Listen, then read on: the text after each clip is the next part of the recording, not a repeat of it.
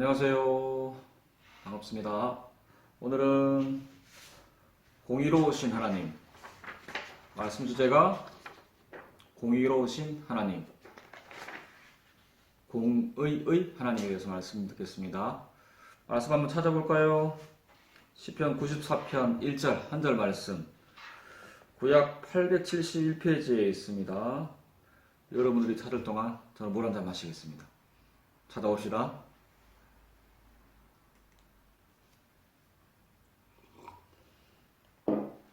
자, 시편 94편 1절 한 절 말씀, 우리 한 목소리로 크게 한번 읽어봅시다. 성경을 꼭 찾으시고, 이제 오프라인 좀 있으면 전환이 되니까 성경 찾는 연습, 성경 읽는 연습, 집중 잘하셨죠? 더 집중하는 연습했으면 좋겠습니다. 94편 1절 같이 읽습니다. 시작. 여호와여 복수하시는 하나님이여, 복수하시는 하나님이여, 빛을 비추어 주소서. 아멘. 우리가 지난 시간 살펴본 대로 이제 지난 시간, 재지난 시간, 그전 시간 전능하신 하나님, 신실하신 하나님, 여호와 라파 치료하시는 하나님, 오늘은 공의로우신 하나님, 공의의 하나님에 대해서 말씀을 들을 텐데, 여러분 공의롭다 어떤 뜻일까요? 공의롭다 사전적인 뜻은 형용사인데 공명정대하다, 공평하고 의로운 데가 있다라는 뜻입니다. 공평하다. 오늘 말씀 주제처럼 우리 하나님은 공의로우신 하나님이십니다. 요거 하나 기억하면 좋겠어요. 공의로우신 하나님, 공평하신, 공정하신 하나님, 공의로우신, 공정하신 하나님이십니다.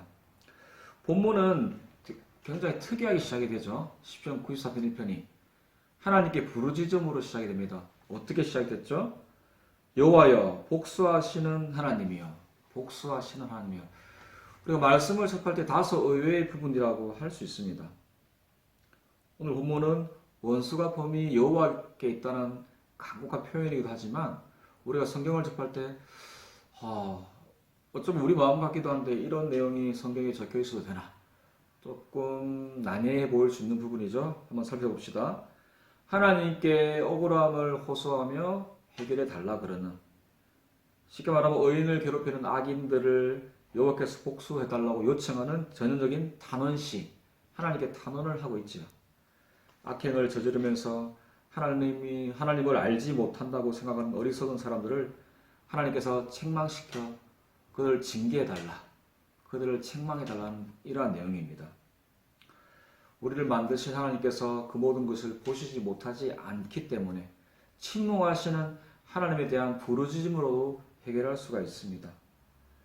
복수하시는 하나님, 다르게 보면 하나님이여 모습을 드러내소서, 하나님이여 빨리 나타나 주십시오, 이 상황을 해결하여 주십시오, 이렇게 해석할 수도 있는 부분입니다.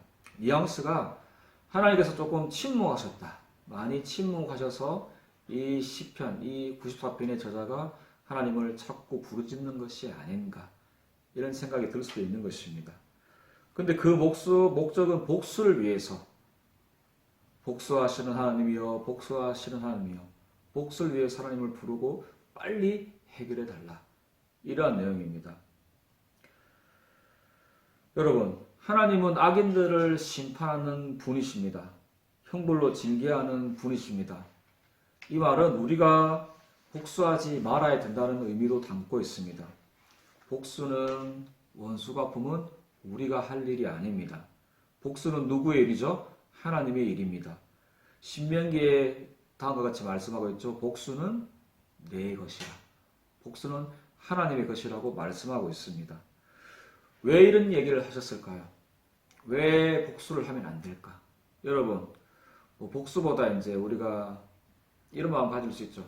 나에게 나쁜 말을 하고 나를 마음 아프게 한 사람들 내가 똑같이 해주겠다. 복수, 보복보다는 그렇게 내가 받은 대로 갚아주겠다. 그렇게 하지 말라는 의미입니다. 얼마든지 이런 일들이 일어날 수 있죠. 우리 관계 가운데, 또 직장생활 가운데 상사가 나를 갈구거나 힘들게 하면, 그래 두고 보자, 내가 언젠가는 내가 한번 힘들게 해주마, 그런 마음이 있는데 그렇게 하지 말라는 것입니다. 우리는, 연약한 우리는, 사람은 공의롭지 못합니다. 쉽게 말해서 객관적일 수가 없다는 사실이죠. 우리의 늘 주관적인 기준이 있습니다. 그러하기에 조용히 기다려야 합니다. 신명기에 악인들이 실족할 때 그때 갚으리로다 라고 하나님께서 친히 약속을 하셨습니다. 레위기에 다음과 같은 말씀이 있죠. 우리 레위기 말씀 한번 찾아볼까요? 레위기 19장입니다. 17절, 18절 한번 찾아봅시다. 구약 175페이지 레위기 19장 17절, 15절 두 절 말씀을 한번 볼까요? 19장 17절, 18절 우리 한번 읽습니다. 시작. 너는 내 형제를 마음으로 미워하지 말며 내 이웃을 반드시 견책하라. 그러면 내가 그에 대하여 죄를 담당하지 아니하리라. 원수를 갚지 말며 동포를 원망하지 말며 내 이웃 사랑하기를 내 자신과 같이 사랑하라. 나는 여호와이니라. 아멘. 사랑하는 여러분, 사랑하는 청년들, 본문을 접하면서 오해하지 말아야 합니다. 우리 하나님은 복수하시는 하나님이 아니십니다. 공의로우신 하나님, 선과 악을 심판하시며 의인과 악인을 심판하시며 공정하게 심판하시는 하나님이십니다. 우리 역시 우리 가운데도 하나님의 눈이 머무르고 있음을 기억을 해야 합니다. 우리 하나님은 공의로우신 하나님이십니다. 우리 청년들, 공부 잘하는 친구와 공부 못하는 친구의 차이점을 알고 있나요? 공부 잘하는 친구, 공부 못하는 친구. 공부 잘하는 친구는 자기가 모르는 부분을 공부를 하죠. 왜? 그 부분이 시험에 나오면 어려울 수 있으니까, 틀릴 수 있으니까. 그래서 그 부분을 준비를 합니다. 공부 못하는 친구는요, 자기가 아는 것을 공부합니다. 아는 것만. 그러면 어려운 부분을 나오면 틀리게 되죠. 여러분, 결정적인 차이점은 뭐냐면은 실제로 공부 잘하는 친구와 공부 못하는 친구는 지능적인 차이는 별로 없습니다. 우등생은 열심히 공부하죠. 잠깐을 쉬더라도 열심히 공부하고 자기가 하고 싶은 거, 개인 시간, 쉽게 말하면 뭐 오락이나 게임이나 그런 것을 잠시 접어둡니다. 공부할 때 딴 생각을 하지 않습니다. 쉽게 말하면 그것을 일단은 제껴두고 그 공부할 때 집중을 합니다. 공부 못하는 친구는 어떻죠? 공부해야 한다는 것은 알고는 있지만 그것을 포기를 못합니다. 공부를 하긴 하지만 집중을 하지 못합니다. 그것을 놓지를 못합니다. 그 게임을 또 생각을 하고 공부 가운데도 눈은 몸은 책상에 있지만 마음은 생각은 게임기에 가 있는 거죠. 그래서 좋은 성적을 얻기에 조금 힘든 부분이 있지 않나 생각이 됩니다. 우리가 신앙적인 부분에서 죄 짓는 것도 마찬가지예요. 우리 청년들, 하나님 자녀라는 정체성 우리 가운데 다 있죠. 말씀대로 살아야 되고 죄 지으면 안 되고 하나님 말씀을 붙들고 나아가야 되는데 이것을 모르는 사람은 없습니다. 저도 알고 여러분들 알고 다 알지만 죄의 순간이 다가왔을 때, 잠깐의 시간이 다가왔을 때 그것을 끊을 수 있는 결단력과 용기가 필요한데 그것이 조금 부족할 수가 있습니다. 어쩌면 우리의 본능을 따라서 결정하고 행동하고 판단하는 경우가 있습니다. 여러분, 죄 지으면 안 되지만, 잘못을 하면 안 되지만 작은 잘못, 조금 실수할 수 있고 조금 뭐 이 정도는 괜찮겠지, 그러한 마음을 가질 수가 있는 것이죠. 우리가 아무리 신앙생활 열심히 한다 그러지만 죄에 있어서 깨어있지 아니하고 말씀을 붙들고 죄를 멀리하지 않으면 언제 죄를 지을지 모릅니다. 왜 그렇죠? 우리가 사는 이 세상은 죄로 가득하기 때문입니다. 교회만 떠나도 말씀을 잠깐 놓치면 죄된 환경이 너무나 많이 있기 때문입니다. 죄의 문제, 알고 짓는 죄, 모르고 짓는 죄, 어떤 죄가 많을까요? 대부분이 알고 짓는 죄입니다. 모르고 짓는 죄는 사실 많지 않습니다. 죄에 대해서 늘 경각심을 가지지만 사실 이 죄를 이기란 쉽지 않습니다. 그러기에 우리는 누구를 의지하면 좋을까요? 성령 하나님. 우리 마음 가운데 이미 임재하시고 내주하셔서 우리를 도우시는 성령 하나님을 의지해야 합니다. 사랑하는 여러분, 성령님을 의지하여서 이 죄의 유혹을 이기시며 말씀대로 살기 위해 힘쓰고 노력하는 고람들과 되기를 바랍니다. 하나님은 최선을 다한 자와 함께 하시는데 말씀 붙잡고 말씀대로 살기 원하는 자에게 힘을 주시고 능력을 주시고 은혜를 주실 줄로 믿습니다. 그 한 청년이 오늘 온라인 예배하는 한 청년, 우리 모든 포럼되어 영혼들이 되기를 바랍니다. 예수님의 성품과 인격을 닮아가는, 우리는 부족하지만 예수님을 닮아가는 데까지 그치지 아니하는, 그리고 성령님의 능력 가운데 거하는 그 능력이 나의 능력이 되어서 비전이 되어서 그 뜻을 온전히 이루는 우리 공동체가 되기를 바라고 축복합니다. 오늘 공의로우신 하나님, 말씀 주제가 뭐라고 했죠? 공의로우신 하나님. 이 한 단어 꼭 기억하세요. 하나님은 공의로우시다. 공의의 하나님이다. 공의로우신 하나님이시다. 이미 알고 있는 사랑의 하나님과 참 많은 연관이 있죠. 공의로운 이면에 사랑의 하나님의 모습이 있습니다. 왜 이 두 가지가 가까운지 한번 볼까요? 호세아 6장 1절에 이런 말씀이 있는데 한번 잘 들어보세요. 오라 우리가 여호와께로 돌아가자. 여호와께서 우리를 찢으셨으나 도로 낫게 하실 것이요 우리를 치셨으나 싸매어 주실 것임이라. 아멘. 우리 하나님은 사랑의 하나님, 또한 신실하신 하나님이신데 하나님께 돌아오기만 한다면 모든 것을 회복시켜 주시겠다. 찢으셨으나 어떻게 해요? 도로 낫게 하시겠다. 치유하여 주시겠다. 여호와 라파의 하나님. 치셨으나 싸매어 주시겠다. 하나님 심판의 목적이 있는데 그것은 무너뜨림이 있지 않습니다. 무너뜨려서 완전히 일어나지 못하게 하시기 위해서 심판하시는 것이 아니라 어떻게 해요? 새롭게 하시기 위해서. 새롭게 하시기 위해서 이 심판하시는 것입니다. 죄에 대해서는 엄하신 공의로우신 하나님이시지만 그 죄를 회개하고 돌이키는 자에게 부어주시는 그 놀라운 은혜, 사랑의 하나님이심을 꼭 기억하기를 바랍니다. 다시금 은혜를 주시는, 죄사함의 은혜를 주시는 사랑의 하나님이십니다. 공의로우신 하나님이시지만 신실하신 하나님, 사랑의 하나님이신 줄로 믿습니다. 말씀을 정리할 텐데 우리 청년들 코로나로 인해서 참 시간이 많이 지났죠.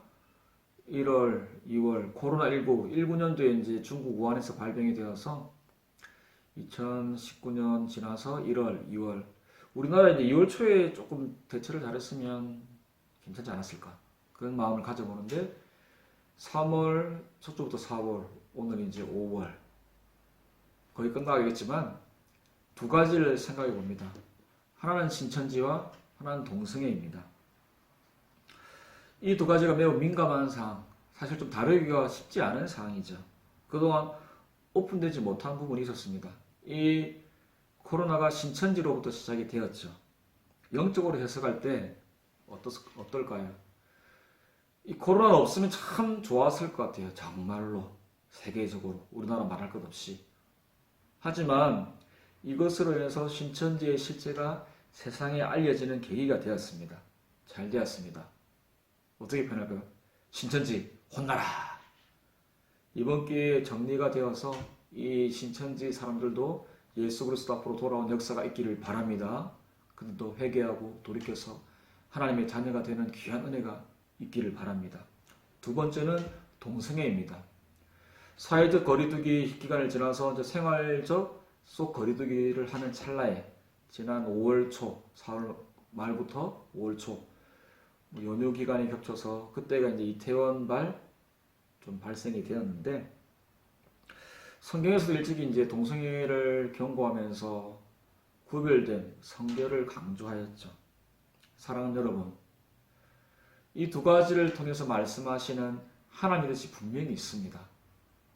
신천지, 동성애, 이 코로나를 통해서 말씀하시는 하나님, 우리에게 어떠한 것을 깨닫게 하시기를 원하실까요? 코로나, 신천지, 동성애 모두 다 어떻게 해요? 하나님의 주권 아래 있습니다. 하나님의 절대 주권 아래 있습니다.